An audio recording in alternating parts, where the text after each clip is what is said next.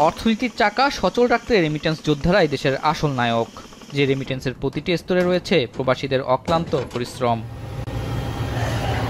পতিত আওয়ামী সরকারের আমলে দেশ থেকে প্রতি বছর গড়ে পাচার হয়েছে $16 বিলিয়ন। আর এই অর্থ পাচারের অন্যতম মাধ্যম ছিল হুন্ডি ব্যবসা।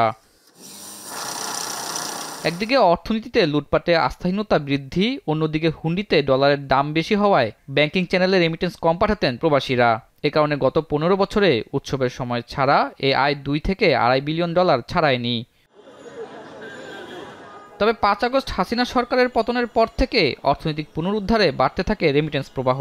এতে গত বছর ডিসেম্বরে ইতিহাসের সর্বোচ্চ $263 কোটি ছাড়ায় প্রবাসী আয়। পরে কিছুটা কমলেও এই আয়ের ধারাবাহিকতা অব্যাহত থাকে। এদিকে মার্চ মাসে আবারও ইতিহাসের সর্বোচ্চ রেমিটেন্স পাঠিয়েছে প্রবাসীরা।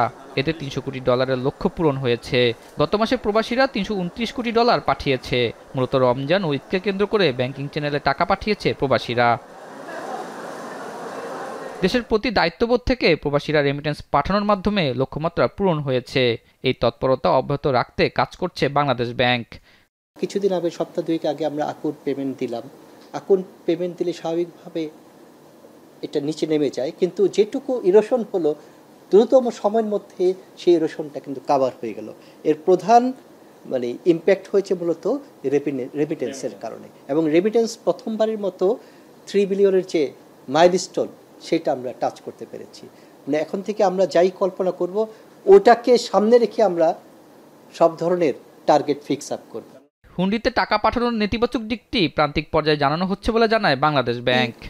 যেসব যে দেশে আমাদের কমিউনিটি অনেক বেশি, সেখানে তো আমাদের ওই কমিউনিটি একটা গ্রুপ আছে, কমিউনিটি লিডারটা আছে, ওই লিডারদেরকে আমরা টার্গেট করতে বলেছি যে আপনার লিডারদের মাধ্যমে সাধারণ মানুষের কাছে পৌঁছান, যে তারা যাতে এই মেসেজটা প্রবাসীদের কাছে পৌঁছায় যে যদি বিদেশ থেকে প্রপার চ্যানেলে টাকা না পাঠায়, এই দেশে যখন তাদের টাকাটা আসবে এবং সেটা হুন্ডি আকারে আসবে, ব্যাংকিং চ্যানেলে আসবে না, সেই টাকা দিয়ে এখানে তাদের যারা রিলেটিভস থাকবে তারা কোনো স্থাবর সম্পত্তি ক্রয় করতে পারবে না।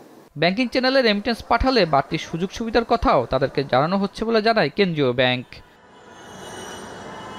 আতাউর নিয়ন, এখন, ঢাকা। মাঠের অলরাউন্ডার আমি, আর ঘরের অলরাউন্ডার টাইলক্স।